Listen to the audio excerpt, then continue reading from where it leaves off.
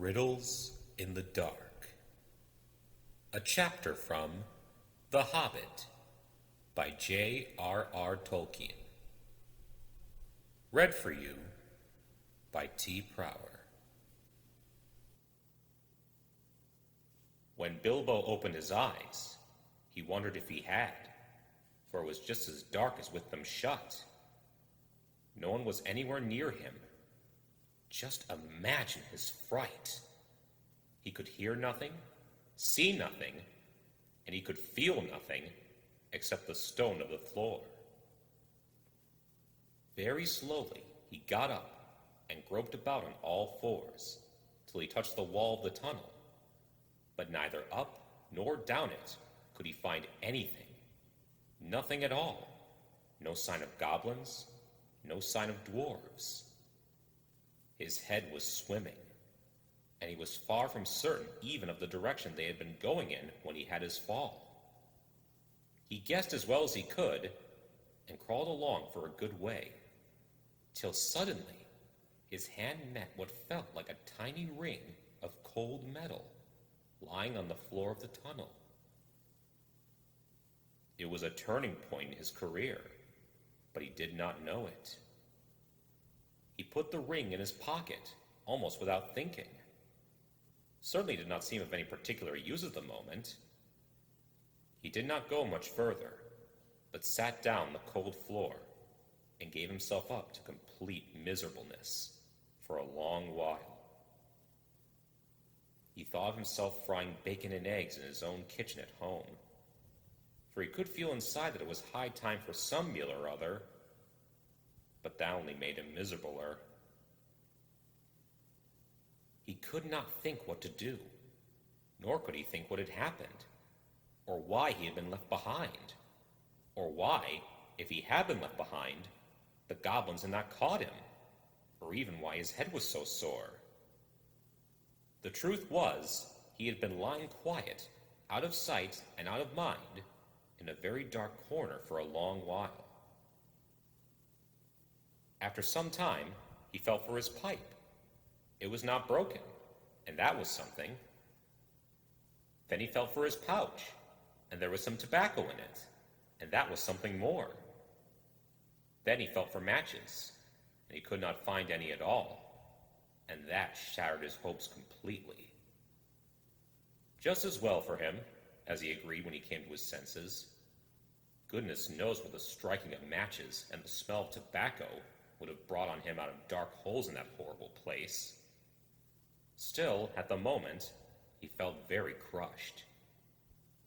But, in slapping all his pockets and feeling all round himself for matches, his hand came on the hilt of his little sword, the little dagger that he got from the trolls, and that he had quite forgotten.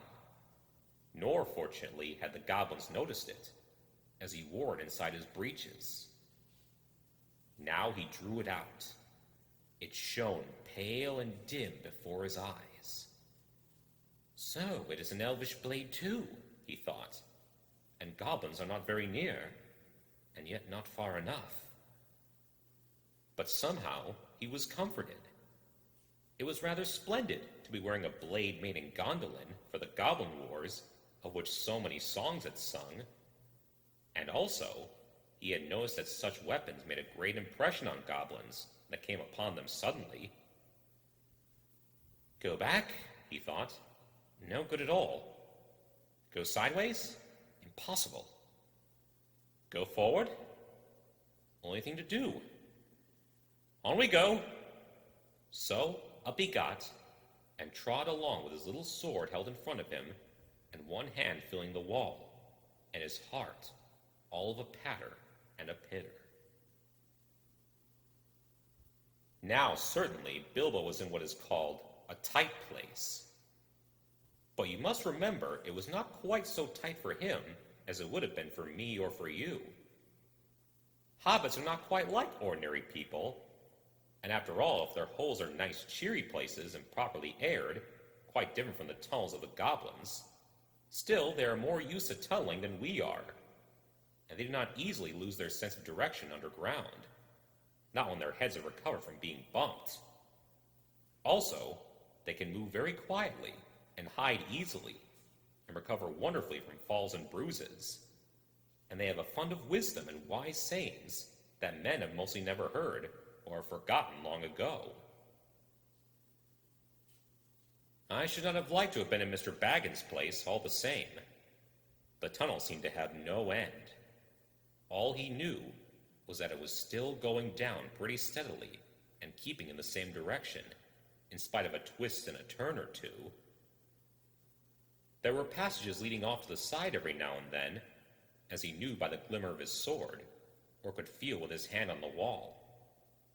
Of course, he took no notice, except to hurry past for fear of goblins, or half-imagined dark things coming out of them. On and on he went, and down, and still he heard no sound of anything except the occasional whir of a bat by his ears, which startled him at first, till it became too frequent to bother about. I do not know how long he kept on like this, hating to go on, not daring to stop. On, until he was tireder than tired. It seemed like all the way to tomorrow, and over it, to the days beyond. Suddenly, without any warning, he trotted splash into water. Ugh! It was icy cold. That pulled him up sharp and short. He did not know whether it was just a pool in the path, or the edge of an underground stream that crossed the passage, or the brink of a deep, dark, subterranean lake. The sword was hardly shining at all. He stopped, and he could hear, when he listened hard, drops drip, drip, dripping from an unseen roof into the water below. But there seemed no other sort of sound. So it is a pool or a lake, and not an underground river, he thought. Still, he did not dare to wade out into the darkness. He could not swim, and he thought, too, of nasty, slimy things with big, bulging blind eyes, wriggling in the water. There are strange things living in the pools and lakes in the hearts of mountains. Fish whose fathers swam in, goodness only knows how many years ago, and never swam out again, while their eyes grew bigger and bigger and bigger from trying to see in the blackness. Also, there are other things more slimy than fish. Even in the tunnels and caves the goblins have made for themselves, there are other things living unbeknown to them that have sneaked in from outside to lie up in the dark. Some of these caves, too, go back in their beginnings to ages before the goblins, who only widened them and joined them up with passages, and the original owners are still there in odd corners, slinking and nosing about. Deep down here by the dark water lived old Gollum, a small, slimy creature. I don't know where he came from, nor who or what he was. He was Gollum, as dark as darkness, except for two big, round, pale eyes in his thin face. He had a little boat, and he rowed about quite quietly on the lake, for a lake it was, wide and deep and deadly cold. He paddled it with large feet dangling over the side, but never a ripple did he make, not he. He was looking out of his pale, lamp-like eyes for blind fish, which he grabbed with his long fingers as quick as thinking. He liked meat, too. Goblin he thought good when he could get it, but he took care they never found him out. He just thralled them from behind if they ever came down alone anywhere near the edge of the water while he was prowling about. They very seldom did, for they had a feeling that something unpleasant was lurking down there, down at the very roots of the mountain. They had come on the lake when they were tumbling down long ago, and they found they could go no further, So there their road ended in that direction, and there was no reason to go that way, unless the great goblin sent them. Sometimes he took a fancy for fish from the lake, and sometimes neither goblin nor fish came back. Actually, Gollum lived on a slimy island of rock in the middle of the lake. He was watching Bilbo now from the distance, with his pale eyes like telescopes. Bilbo could not see him, but he was wondering a lot about Bilbo, for he could see that he was no goblin at all. Gollum got into his boat and shot off from the island, while Bilbo was sitting on the brink altogether flummoxed, at the end of his way and his wits. Suddenly, up came Gollum and whispered and hissed.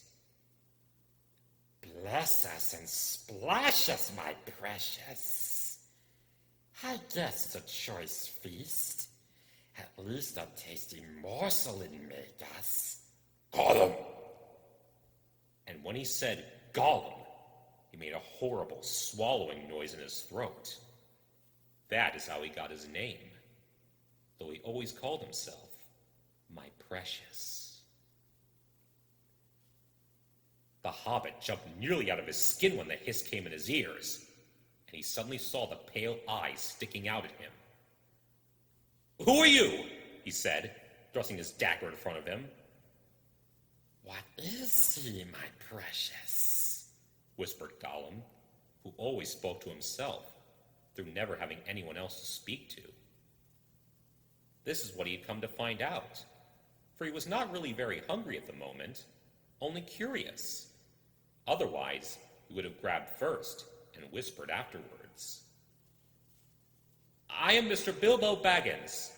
I have lost the dwarves, and I have lost the wizard, and I don't know where I am. I don't want to know, if only I can get away."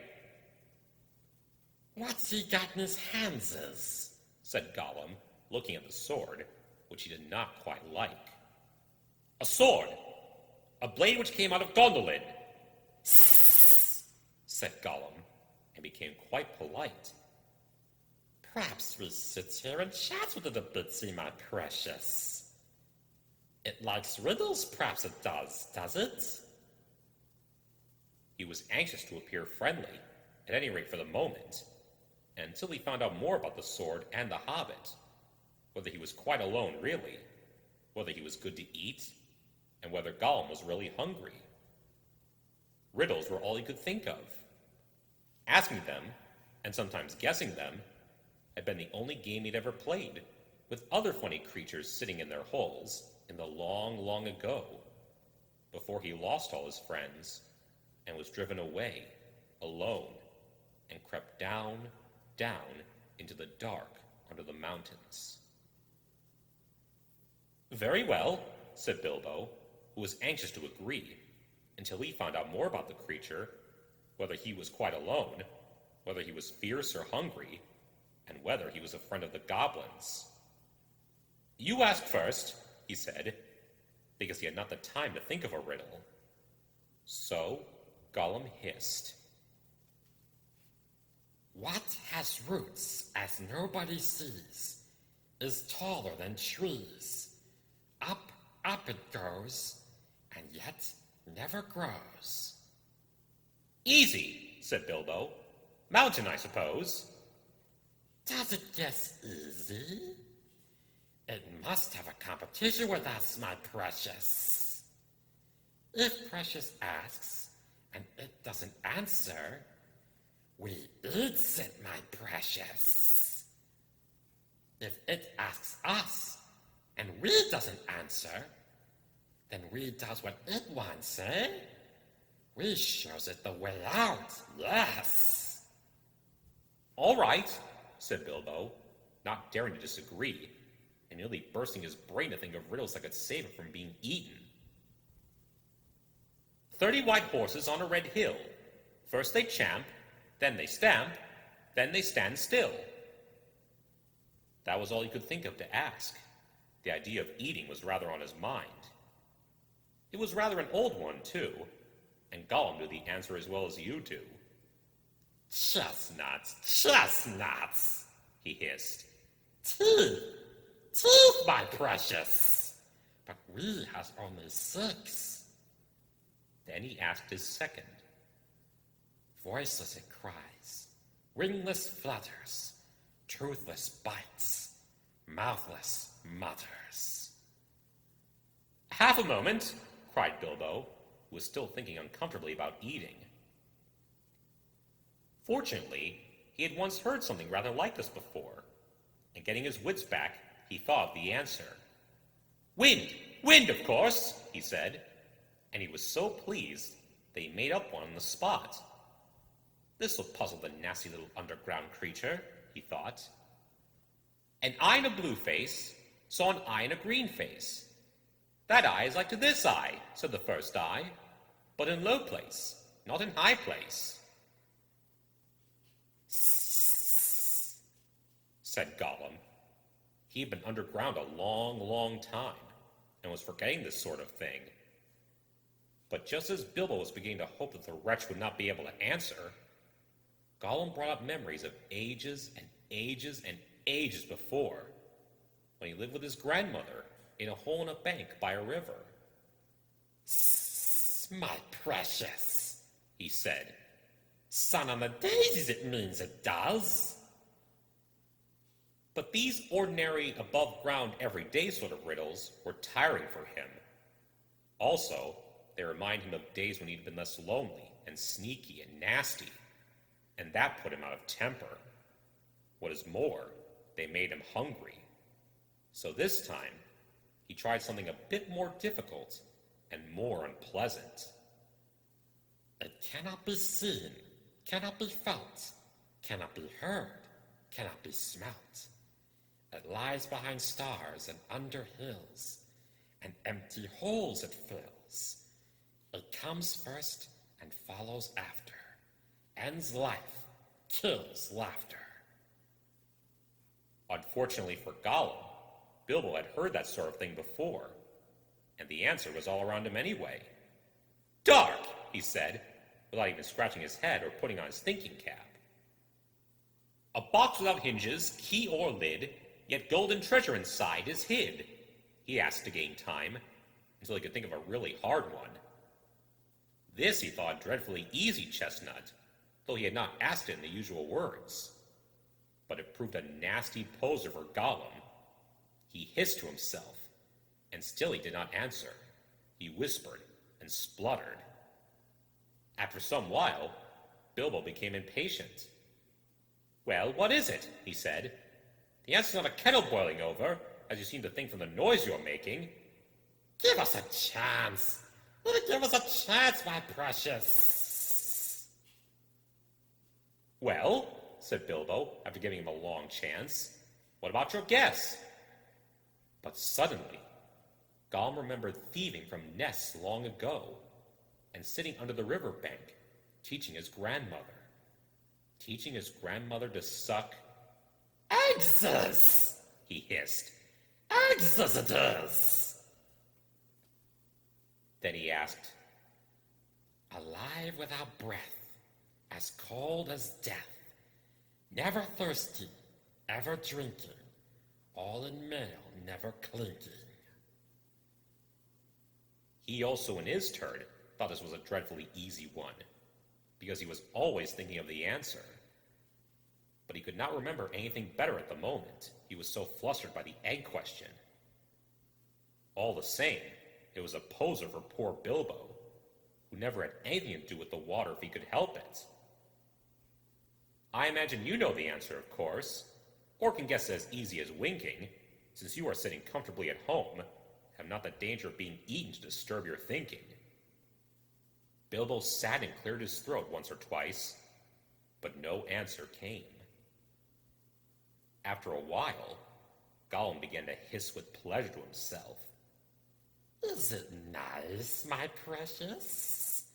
Is it juicy? Is it scrumptiously crunchable? He began to peer at Bilbo out of the darkness. Half a moment, said the Hobbit, shivering. I gave you a good long chance just now. It must make haste. Haste, said Gollum, beginning to climb out of his boat onto the shore to get at Bilbo. But when he put his long, webby foot in the water, a fish jumped out in a fright and fell on Bilbo's toes. "Ugh," he said, "it is cold and clammy." And so he guessed. "Fish! Fish!" he cried. "It is fish!" Gollum was dreadfully disappointed, but Bilbo asked another riddle as quick as ever he could, so that Gollum had to get back into his boat and think. "No legs lay on one leg, 2 legs sat near on 3 legs, 4 legs got some." It was not really the right time for this riddle, but Bilbo was in a hurry. Gollum might have had some trouble guessing it if he had asked it at another time. As it was, talking of fish, no legs was not so very difficult, and after that, the rest was easy. Fish on a little table, man at table sitting on a stool, the cat has the bones. That, of course, is the answer, and Gollum soon gave it. Then he thought the time had come to ask something hard and horrible. This is what he said. "This thing all things devours. Birds, beasts, trees, flowers.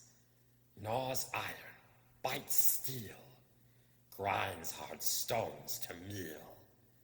Slays king, ruins town, and beats high mountain down." Poor Bilbo sat in the dark, thinking of all the horrible names of all the giants and ogres he had ever heard of in tales. But not one of them had done all these things. He had a feeling that the answer was quite different, and that he ought to know it, but he could not think of it. He began to get frightened, and that is bad for thinking.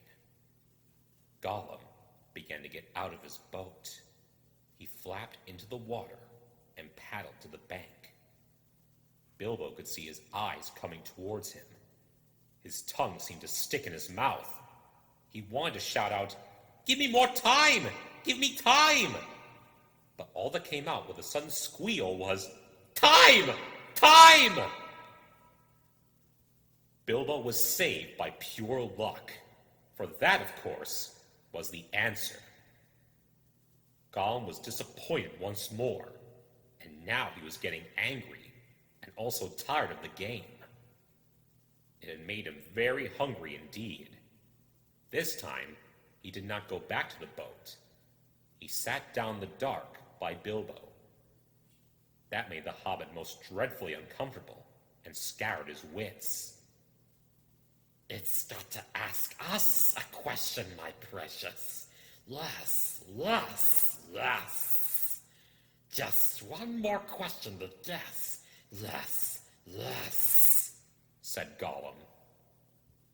But Bilbo simply could not think of any question with this nasty, wet, cold thing sitting next to him and pawing and poking him. He scratched himself. He pinched himself. Still he could not think of anything. "Ask us! Ask us!" said Gollum.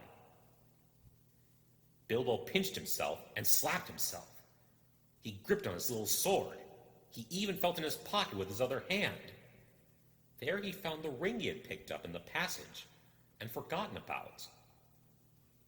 "What have I got in my pocket?" he said aloud. He was talking to himself, but Gollum thought it was a riddle, and he was frightfully upset. "Not fair! Not fair!" he hissed. "It isn't fair, my precious, is it, to ask us what it's got in its nasty little pocketses?" Bilbo, seeing what had happened, and having nothing better to ask, stuck to his question. "What have I got in my pocket?" he said louder. "Sssss," hissed Gollum. "It must give us 3 guesses, my precious. 3 guesses." "Very well. Guess away," said Bilbo. "Hamses," said Gollum. "Wrong," said Bilbo, who had luckily just taken his hand out again. "Guess again." "Sssss," said Gollum, more upset than ever. He thought of all the things he kept in his own pockets. Fish bones, goblin's teeth, wet shells, a bit of bat wing, a sharp stone to sharpen his fangs on, and other nasty things. He tried to think what other people kept in their pockets. "Knife!" he said at last. "Wrong," said Bilbo, who had lost his some time ago. "Last guess." Now Gollum was in a much worse state than when Bilbo had asked him the egg question. He hissed and spluttered and rocked himself backwards and forwards and slapped his feet on the floor and wriggled and squirmed. But still, he did not dare to waste his last guess. "Come on," said Bilbo. "I'm waiting." He tried to sound bold and cheerful, but he did not feel at all sure how the game was going to end, whether Gollum guessed right or not. "Time's up," he said. "String or nothing!" shrieked Gollum, which was not quite fair, working in two guesses at once. "Both wrong!" cried Bilbo, very much relieved. He jumped at once to his feet, put his back to the nearest wall, and held out his little sword. He knew, of course, that the riddle game was sacred and of immense antiquity, and even wicked creatures were afraid to cheat when they played at it. But he felt he could not trust this slimy thing to keep any promise at a pinch. Any excuse would do for him to slide out of it. And after all, that last question had not been a genuine riddle, according to the ancient laws. But at any rate, Gollum did not at once attack him. He could see the sword in Bilbo's hand. He sat still, shivering and whispering. At last, Bilbo could wait no longer. "Well," he said, "what about your promise? I want to go. You must show me the way." Did we say so, precious? Show the nasty little Baggins the way out, yes, yes. But what has it got in its pockets, eh? Not string, precious, but not nothing. Oh no, Gollum. "Never you mind," said Bilbo. "A promise is a promise." "Cross it is, impatient, precious," hissed Gollum. "But it must wait, yes, it must. We can't go up the tunnel so hasty. We must go and get some things first, yes. Things to help us." "Well, hurry up," said Bilbo, relieved to think of Gollum going away. He thought he was just making an excuse, and did not mean to come back. What was Gollum talking about? What useful thing could he keep out in the dark lake?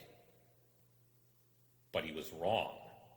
Gollum did mean to come back. He was angry now, and hungry. And he was a miserable, wicked creature. And already he had a plan. Not far away was his island, of which Bilbo knew nothing. And there, in his hiding place, he kept a few wretched oddments, and one very beautiful thing. Very beautiful, very wonderful. He had a ring, a golden ring, a precious ring. "My birthday present," he whispered to himself, as he had often done the endless dark days. "That's what we wants now. Yes, we wants it." He wanted it because it was a ring of power, and if you slipped that ring on your finger, you were invisible. Only in the full sunlight could you be seen, and then only by your shadow, and that would be shaky and faint. "My birthday present. It came to me on my birthday, my precious." So he had always said to himself. But who knows how Gollum came by that present, ages ago, in the old days, when such rings were still at large in the world. Perhaps even the master who ruled them could not have said. Gollum used to wear it at first, till it tired him, and then he kept it in a pouch next his skin, till it galled him, and now usually he hid it in a hole in the rock on his island, and was always going back to look at it. And still sometimes he put it on, when he could not bear to be parted from it any longer, or when he was very, very hungry and tired of fish. Then he would creep along dark passages looking for stray goblins. He might even venture into places where the torches were lit and made his eyes blink and smart, for he would be safe. Oh yes, quite safe. No one would see him, no one would notice him, till he had his fingers on their throat. Only a few hours ago he had worn it and caught a small goblin imp. How it squeaked! He still had a bone or two left to gnaw, but he wanted something softer. Quite safe, yes, he whispered to himself. It won't see us, will it, my precious? No, it won't see us. And its nasty little sword will be useless. Yes, quite. That is what was in his wicked little mind, as he slipped suddenly from Bilbo's side and flapped back to his boat and went off into the dark. Bilbo thought he had seen the last of him. Still, he waited a while, for he had no idea how to find his way out alone. Suddenly, he heard a screech. It sent a shiver down his back. Gollum was cursing and wailing away in the gloom, not very far off by the sound of it. He was on his island, scrabbling here and there, searching and seeking in vain. Where is it? Where is it? Bilbo heard him crying. Lost it is, my precious! Lost! Lost! Curse us and crush us! My precious is lost! What's the matter? Bilbo called. What have you lost? It mustn't ask us! Shrieked Gollum. Not its business! No! Gollum! It's lost! Gollum! Gollum! Gollum! Well, so am I, cried Bilbo. And I want to get unlost. And I won the game, and you promised. So come along. Come and let me out, and then go on with your looking. Utterly miserable as Gollum sounded, Bilbo could not find much pity in his heart, and he had a feeling that anything Gollum wanted so much could hardly be something good. Come along, he shouted. No, not yet, precious, Gollum answered. We must search for it. It's lost, Gollum. But you never guessed my last question, and you promised, said Bilbo. Never guessed, said Gollum. Then, suddenly, out of the gloom, came a sharp hiss. What has it got in its pockets? Tell us that! It must tell first. As far as Bilbo knew, there was no particular reason why he should not tell. Gollum's mind had jumped to a guess quicker than his.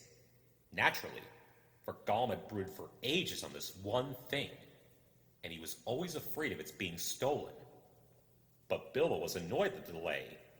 After all, he had won the game, pretty fairly, at a horrible risk. Answers were to be guessed, not given, he said. But it wasn't a fair question, said Gollum. Not a riddle, precious, no. Oh, well, if it's a matter of ordinary questions, Bilbo replied, then I ask one first. What have you lost? Tell me that. What has it got in its pockets? The sound came hissing louder and sharper, and as he looked towards it, to his alarm, Bilbo now saw two small points of light peering at him. As suspicion grew in Gollum's mind, the light of his eyes burned with a pale flame. What have you lost? Bilbo persisted. But now, the light in Gollum's eyes had become a green fire, and it was coming swiftly nearer. Gollum was in his boat again, paddling wildly back to the dark shore, and such a rage of loss and suspicion was in his heart that no sword had any more terror for him. Bilbo could not guess what had maddened the wretched creature, but he saw that all was up, and that Gollum meant to murder him at any rate. Just in time, he turned and ran blindly back up the dark passage down which he had come, keeping close to the wall and feeling it with his left hand. "What has it got in its pockets?" He heard the hiss loud behind him, and the splash as Gollum leapt from his boat. "What have I wonder?" he said to himself as he panted and stumbled along. He put his left hand in his pocket. The ring felt very cold as it quietly slipped on to his groping forefinger. The hiss was close behind him. He turned now and saw Gollum's eyes like small green lamps coming up the slope. Terrified, he tried to run faster, but suddenly he struck his foot on a snag in the floor and fell flat with his little sword under him. In a moment, Gollum was on him. But before Bilbo could do anything, recover his breath, pick himself up, or wave his sword, Gollum passed by, taking no notice of him, cursing and whispering as he ran. What could it mean? Gollum could see in the dark. Bilbo could see the light of his eyes palely shining even from behind. Painfully he got up and sheathed his sword, which was now glowing faintly again. Then, very cautiously, he followed. There seemed nothing else to do. It was no good crawling back down to Gollum's water. Perhaps if he followed him, Gollum might lead him to some way of escape without meaning to. "Curse it! Curse it! Curse it!" hissed Gollum. "Curse the Baggins! It's gone! What has it got in its pockets? Oh, we guess, my precious. He's found it. Yes, he must have. My birthday present." Bilbo pricked up his ears. He was at last beginning to guess himself. He hurried a little, getting as close as he dared behind Gollum, who was still going quickly, not looking back, but turning his head from side to side, as Bilbo could see from the faint glimmer on the walls. "My birthday present! Curse it!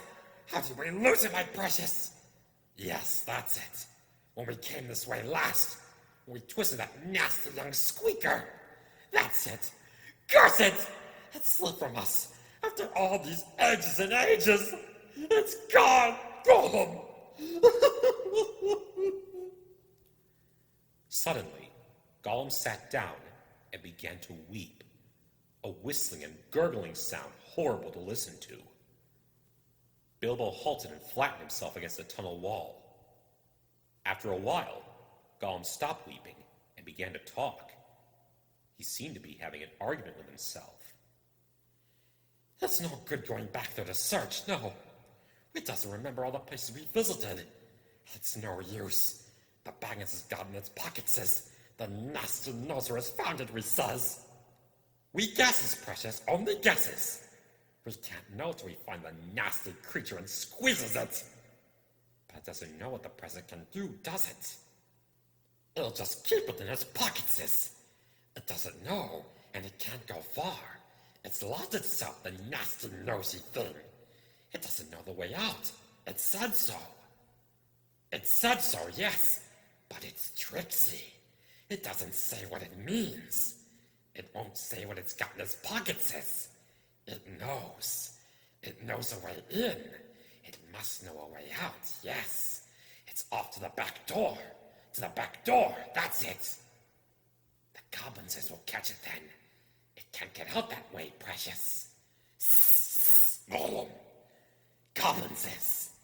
Yes, but if it's got the present, our precious present, then goblins will get it, Gollum. They'll find it. They'll find out what it does. We shan't ever be safe again. Never, Gollum.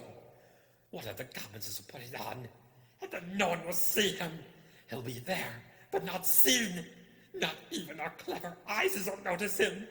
And he'll come creepsy and tricksy and catch us. Gollum, Gollum. Then let's stop talking, precious, and make haste. If the Baggins has gone that way, we must go quick and see. Go, not for now. Make haste. With a spring, Gollum got up and started shambling off at a great pace. Bilbo hurried after him, still cautiously, though his chief fear now was of tripping on another snag and falling with a noise. His head was in a whirl of hope and wonder.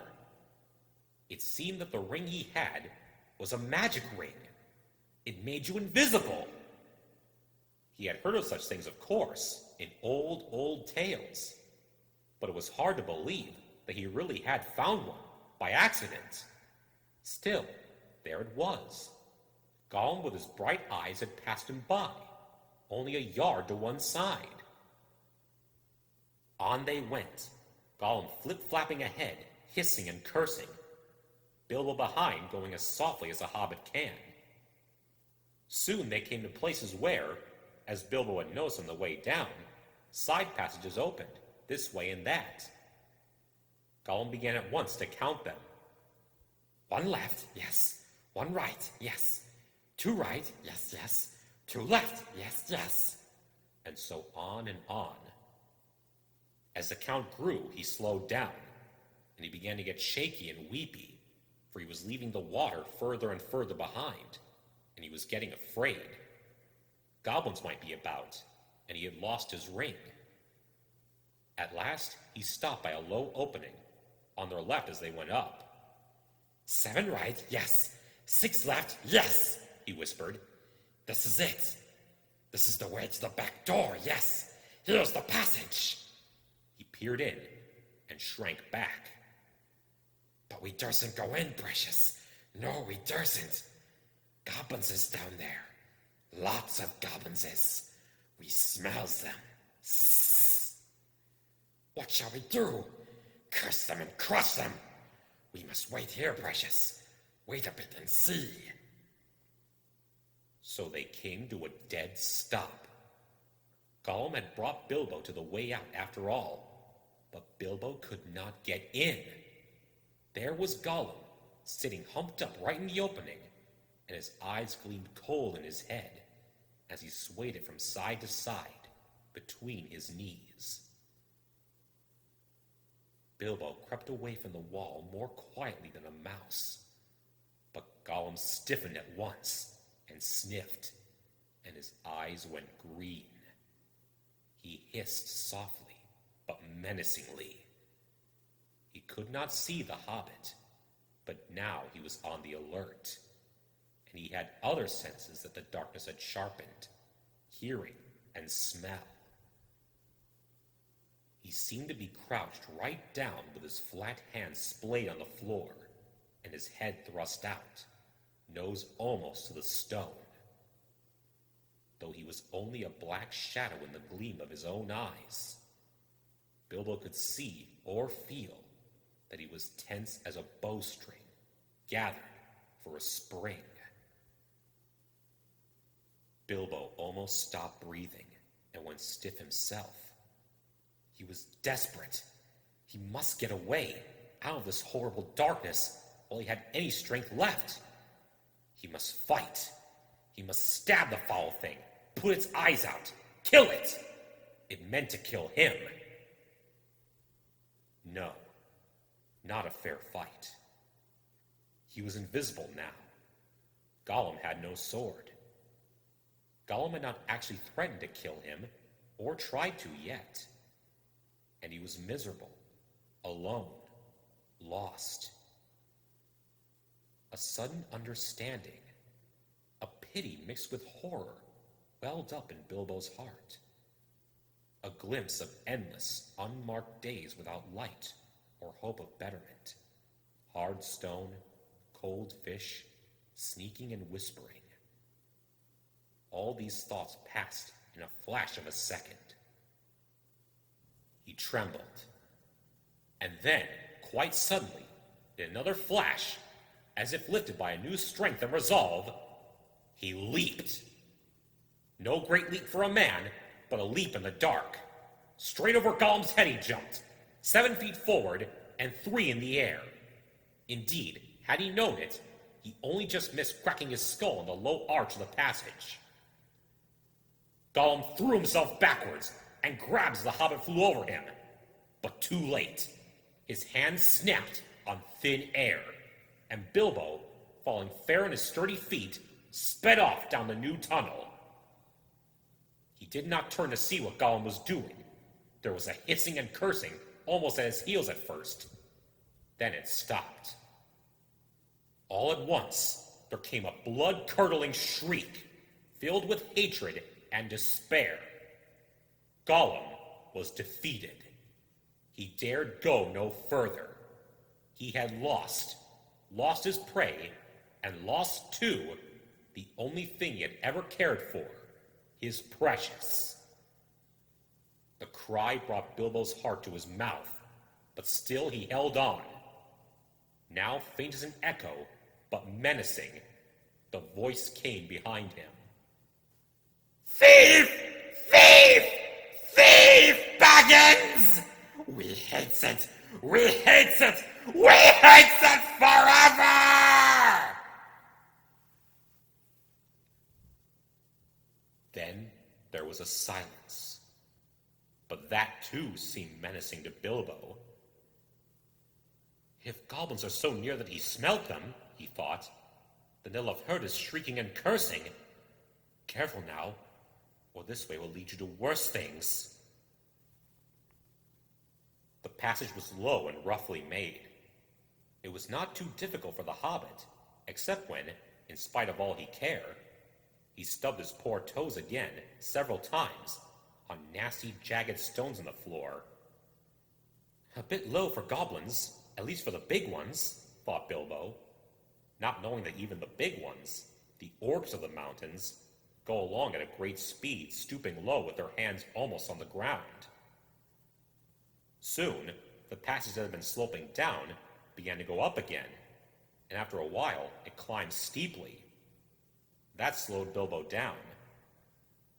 But at last, the slope stopped. The passage turned a corner and dipped down again.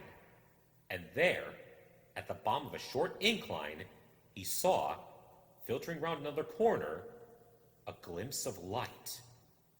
Not red light, as of fire or lantern, but a pale, out-of-doors sort of light. Then Bilbo began to run.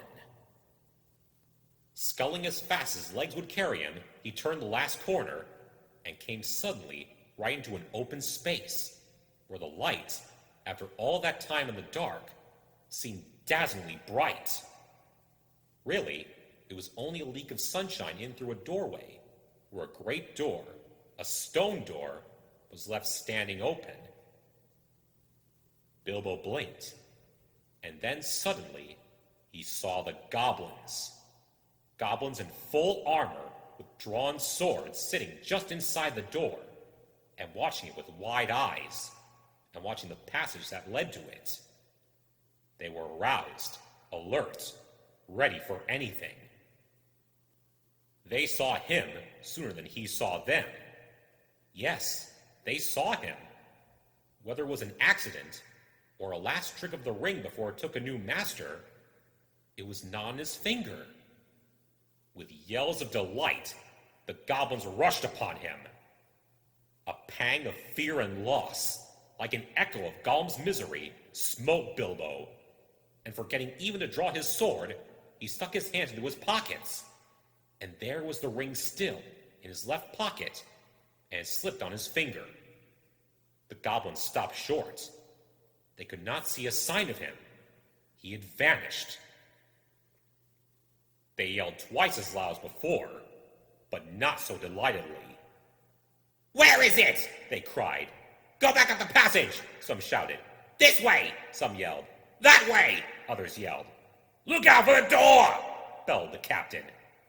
Whistles blew, armor clashed, swords rattled, goblins cursed and swore, and ran hither and thither, falling over one another and getting very angry. There was a terrible outcry, to-do, and disturbance. Bilbo was dreadfully frightened, but he had the sense to understand what had happened and to sneak behind a big barrel which held drink for the goblin guards, and so get out of the way and avoid being bumped into, trampled to death, or caught by feel. "I must get to the door. I must get to the door," he kept on saying to himself, but it was a long time before he ventured to try.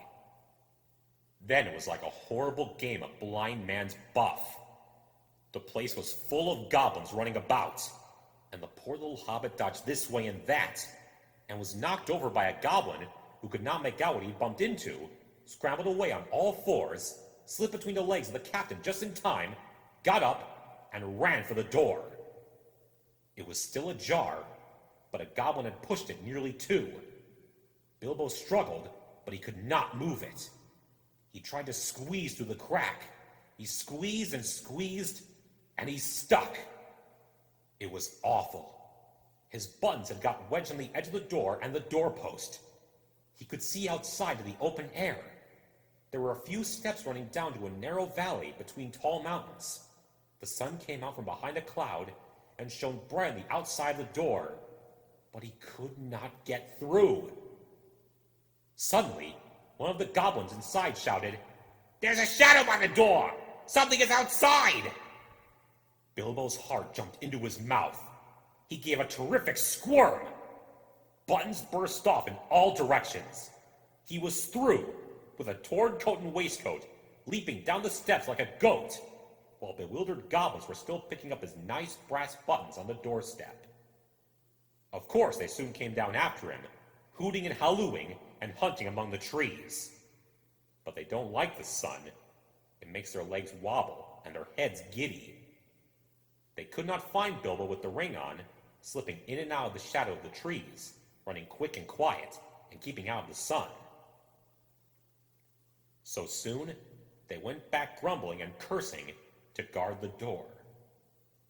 Bilbo had escaped.